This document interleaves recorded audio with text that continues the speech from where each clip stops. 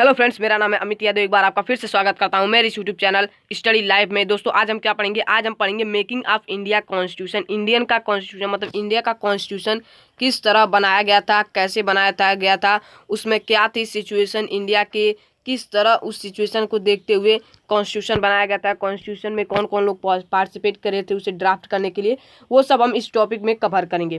तो चलिए इस वीडियो को स्टार्ट करते हैं। तो देखिए, constitution was also drawn up under very difficult circumstances. जो इंडिया का कॉन्स्टिट्यूशन है वो भी बहुत ही कह सकते हैं कि ऐसे डिफिकल्ट सर्कमस्टेंसेस में ड्रॉन किया गया था, जहां पर एक कॉन्स्टिट्यूशन का ड्रॉन करना बहुत ही मुश्किल था, क्योंकि उसमें क्या था, diverse group of the population, बहुत अलग अलग ग्रुप के लोग पॉपुलेशन रहते थे। कोई हिंदू था, कोई सिख था, कोई मुस्लिम था, तो कोई ईसाई था, बहुत धर्मों के लोग और बहुत जाति के लोग कह सकते हैं कि रहते थे इंडिया में, जिसकी वजह से क्या होता था, सभी लोगों के हित में सभी लोगों को इक्वली कह सकते हैं कि बांट सके, ऐसा कॉन्स्टिट्यूशन बनाना बहुत ही मुश्किल था, पर इंडिया के विद्वानों ने ऐसा कर दिखाया।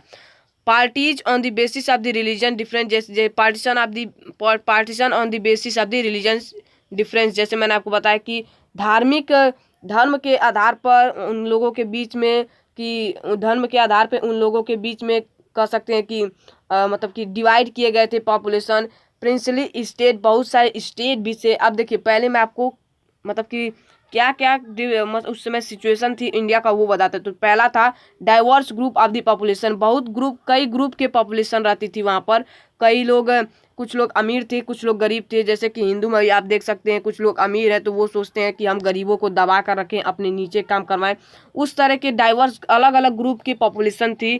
Partition on the basis of the religious differences, धार्मिक धर्म के आधार पर भी लोगों के बीच में पार्टीशन था। कोई हिंदू था, कोई सिख था, कोई मुस्लिम था, कोई ईसाई था, कोई बौद्ध का पूजा करता था, तो कोई टेम्पल जाता था। तो ऐसे बहुत सारे धर्म के आधार पर भी कह सकते हैं वहाँ पर दिक्कतें थी इंडिया में, जो कि फेस करनी पड़ती लोगों को कॉन्स्टिट्यूशन बनाते वक्त। उनको भी ध्यान में रखना पड़ा था, क्योंकि इंडिया का एक ऐसा कॉन्स्टिट्यूशन है जिसमें हर धर्म को जगह दिया गया है, सबको जगह दिया गया है, न कि केवल कि हिंदू को दिया गया है। मुस्लिम है तो मुस्लिम को भी कभी मुस्लिम पर भी अन्याय ना होके, चाहे वो सिख होके चाहे सबको एक बराबर का, उनके धार्मिक को मतलब वो अपने सोच को फ्री रख सकें, वो फ्री रह सकें, ऐसा कॉन्स्टिट्यूशन बनाया गया है। और इसके प्रिंसिपली स्टेट, बहुत सारे स्टेट भी, जैसा कि आपको पता है कि इंडिया बहुत सारे स्टेट में डिवाइड्स है, जहाँ पर अलग अलग भाषाएं बोली जाती है। जैसे कि आप उत्तर प्रदेश में है तो उत्तर प्रदेश में तो लोग भोजपुरी भी बोलते हैं, कितने लोग हिंदी भी बोलते हैं।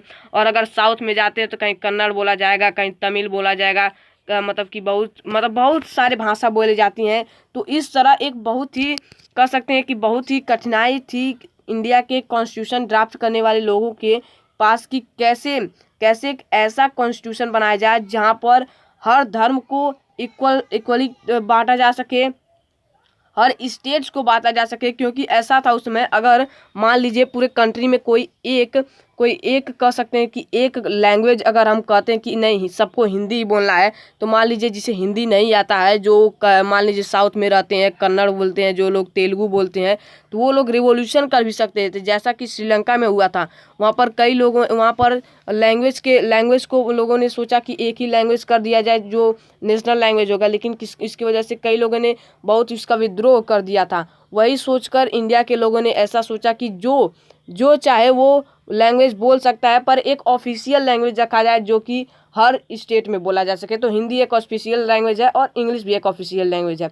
तो इसी तरह लोगों ने किस तरह, वही हम देख रहे हैं कि इंडिया के सामने भी बहुत ऐसी कठिन परिस्थिति थी जिसमें कि उन्होंने कॉन्स्टिट्यूशन ड्राफ्ट किया। तो आखिर वो कौन लोग थे जो कि इतने महान थे कि इतनी कठिन परिस्थिति में भी वो लोग कॉन्स्टिट्यूशन ड्राफ्ट कर सके, और एक बहुत ही कह सकते हैं इंडिया का कॉन्स्टिट्यूशन जो है वो बहुत ही कह सकते हैं कि टॉप कॉन्स्टिट्यूशंस में भी आता है। क्योंकि इंडिया का जो कॉन्स्टिट्यूशन है उसमें सभी लोगों को जगह दिया गया। जैसा आपको पता होगा कि अंग्रेजों को भी इंडिया के कॉन्स्टिट्यूशन में जगह दिया गया है। एंग्लो इंडियन का आपको पता होगा कि जो हमारा 540 सीट है, उसमें से 543 सीट सिविक्स में मैंने आपको पढ़ा थी, ये भी सिविक्स ही है। अगले चैप्टर में आपको एकदम पूरा ये डाउट कंप्लीट हो जाएगा, मतलब कि डाउट एकदम खत्म हो जाएगा कि अगले चैप्टर में जब आपको पढ़ाऊंगा तो देखिए मैं बता दूंगा। इलेक्ट्रल पॉलिटिक्स जो है उसमें मैं आपको बताऊंगा कि कैसे इंडिया में टोटल जो सीट है वो है 545, लेकिन उसमें से 2 जो सीट है वो रिजर्व है किसके लिए, एंग्लो इंडियन के, मतलब कि जो अंग्रेज लोग हैं, अमेरिकन लोग हैं, उन लोगों के लिए। तो वही सब हम देखेंगे कि इंडिया का कॉन्स्टिट्यूशन किस तरह ऐसे कठिन परिस्थिति में भी किस तरह ड्रॉन किया गया, ड्राफ्ट किया गया कि एक बहुत ही अच्छा कॉन्स्टिट्यूशन लोगों ने निर्माण कर लिया। तो अगले वीडियो में हम देखेंगे पार्ट 2 कॉन्स्टिट्यूशन। तो चलिए मिलते हैं अगले वीडियो में, चलिए धन्यवाद।